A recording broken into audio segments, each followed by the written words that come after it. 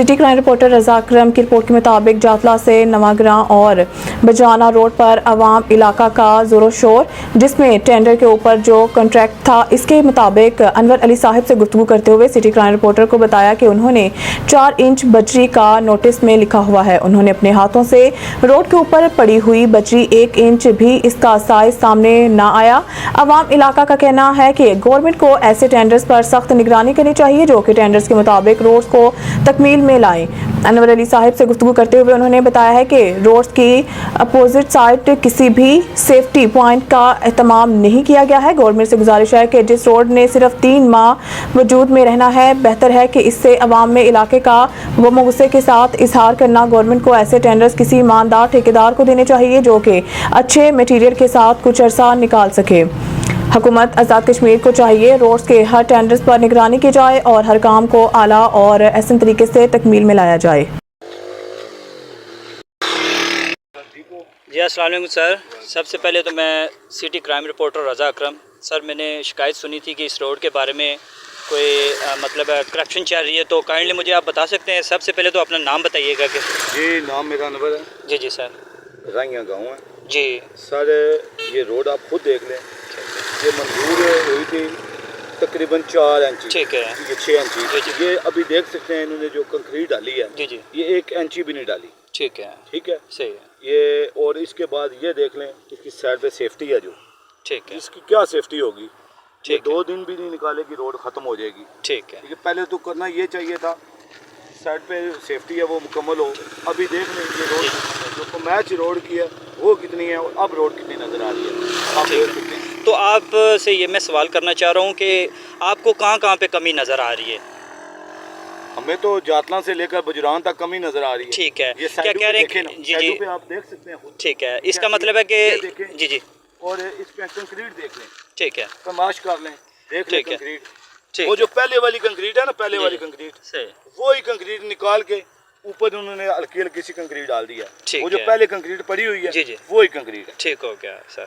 होना तो ये चाहिए था ना, ये अपने पास से 4 इंची 6 इंची कंक्रीट डालें, बिल्कुल ऐसे उन्होंने नहीं डाली। ठीक, वो ऐसे देख सकते हैं आपको। जी जी, मुझे नज़र आ रहा है सामने। इंशाल्लाह चले, हम भी इंशाल्लाह पूरी कोशिश करते हैं कि ये जो इन्होंने टेंडर पास हुआ है, जिस पे जो लिखाई हुई है उस टेंडर के अंदर, उनको वो पूरा करना चाहिए। किसी से दुश्मनी नहीं, ठीक है, किसी सियासी से इख्तलाफ नहीं, बिल्कुल ऐसे ही है, सब हमारे भाई हैं, बिल्कुल ऐसे ही होना चाहिए। सिर्फ ये है कि हमारे इलाका की रोड है, ठीक है, ये काम हो रहा है, ठीक है, गवर्नमेंट ने पैसा दिया है, ठीक है, सही जगह पे खर्च होना चाहिए, सही लगना चाहिए।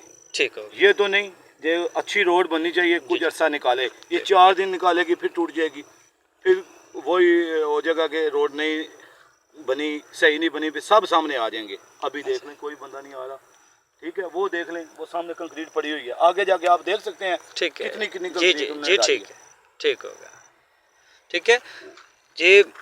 सर बहुत शुक्रिया। सिटी क्राइम रिपोर्टर रजा अकरम के साथ आप गुफ्तगू कर रहे थे। इंशाल्लाह इस जो आपने हमें शिकायत की है या जो भी आपकी रजामंदी से हुआ या किसी की शिकायत से आप हमें शिकायत कर रहे हैं, हम इंशाल्लाह पूरी कोशिश करते हैं कि जो इस पे टेंडर पास हुआ हम उसके मुताबिक इंशाल्लाह चले कोशिश।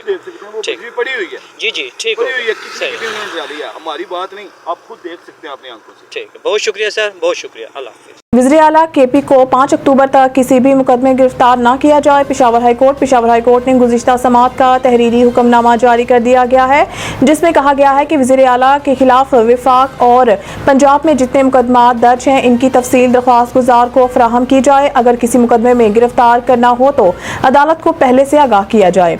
वज़ीर आला एक सूबे चीफ एग्जीक्यूटिव हैं और अवाम ने मैंडेट दिया है। ये वज़ीर आला का बुनियादी हक है कि इन्हें मुकदमात से आगाह किया जाए और इन्हें तफसील फराहम की जाए। आइन के आर्टिकल 10 भी ये कहता है कि किसी शहरी के खिलाफ दर्ज मुकदमात से इन्हें पहले आगाह करना होगा। हुक्मनामे में मजीद कहा गया है कि दरख्वास्त गुजार का विफाक और पंजाब में सियासी हरीफ की हुकूमत है, वो एक सूबे का नुमाइंदा है और मुकदमात में मफरूर नहीं हो सकता। हुक्मनामे की कॉपियाँ इस्लामाबाद और लाहौर हाई कोर्ट के रजिस्ट्रार को अरसाल की जाएँ। प्रोसीजर ऑर्डिनेंस कमेटी में मौजूद चीफ जस्टिस की राय को अक़लियत से अक्सरियत में बदलने के लिए लाया गया है। उन्होंने कहा है कि ये ऑर्डिनेंस कमेटी में मौजूदा चीफ जस्टिस की राय को अक़लियत से अक्सरियत में बदलने के लिए लाया गया है।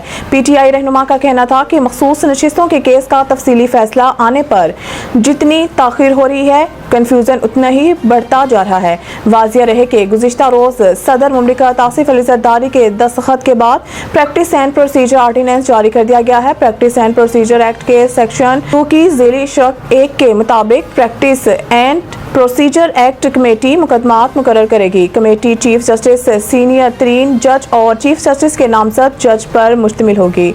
ऑर्डिनेंस में प्रैक्टिस एंड प्रोसीजर एक्ट के सेक्शन 3 में तरमीम भी शामिल है, जिसके मुताबिक समाअत से कब्ल मुफाद आमा के वजूहात देना होंगी। इसराइल और भारत की इंसानी हकूक की संगीन खिलाफ वर्जियां आलमी अमन के लिए खतरा हैं। सदर पाकिस्तान आलमी योम अमन के मौका पर अपने पैगाम में सदर मुमलिकत आसिफ अली ज़रदारी ने कहा है कि आज दुनिया को मुख्तलिफ इलाकों में जोग्राफियाई सियासी कशीदगी और तनाज़ात का सामना है। तनाज़ात आलमी अमन को खतरे में डाल रहे हैं। हम सबको अक़वाम आलम के माबैन अमन, रवादारी और बकाए बाहमी के कल्चर को फ़रोग़ देना है। इनका कहना था कि इसराइल ने फ़लस्तीन में दहशतगर्दी का बाजार गर्म कर रखा है। इसराइल हज़ारों लोगों की गज़ा में कत्लेआम से फ़लस्तीनियों की नस्लकुशी कर रहा है, जबकि मोदी हुकूमत मकबूजा जम्मू कश्मीर में संगीन इंसानी हकूक की खिलाफ वर्जियां कर रही हैं। मोदी हुकूमत भारत में मुसलमानों और दीगर अक़लियतों को जुल्म और सितम का निशाना बना रही है। भारत मुसलमानों की बुनियादी हकूक सल्ब कर रहा है। सरकारी मुलाजिम की बेवा को मिलने वाली नौकरी दूसरी शादी पर ख़त्म नहीं हो सकती। लाहौर हाई कोर्ट ने खातून ज़ोया इस्लाम की अपील पर तहरीरी फैसला जारी कर दिया, जो जस्टिस चौधरी इकबाल की सरबराही में 2 रुकनी बेंच ने तहरीर किया। अपील करंदा ने मौक़िफ़ अख्तियार किया था कि सरकारी मुलाजिम शौहर की वफ़ात के बाद नायब कासिद की नौकरी 2020 में मिली। शौहर इस्लाम की बेवा होने की वजह से सरकारी नौकरी मिली और 2021 में दूसरी शादी की, जिसके बुनियाद पर नौकरी से बरतरफ किया गया। अदालती फैसले के मुताबिक मुलाजिम शौहर की बेवा को मिलने वाली नौकरी दूसरी शादी पर खत्म नहीं हो सकती। शौहर की वफात के बाद बेवा को दूसरी शादी पर सरकारी नौकरी से बरतरफ नहीं किया जाएगा, क्योंकि बेवा शादी कर सकती है।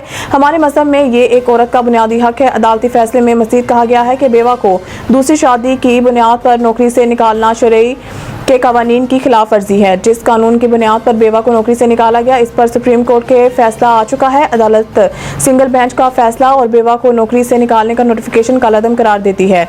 अदालत बेवा ज़ोया इस्लाम की अपील को मंजूर करती है। न्यूज़ स्टूडियो से फिलहाल के लिए इतना ही। मज़ीद न्यूज़ और अपडेट के लिए देखते रहिए बेनकाब न्यूज़।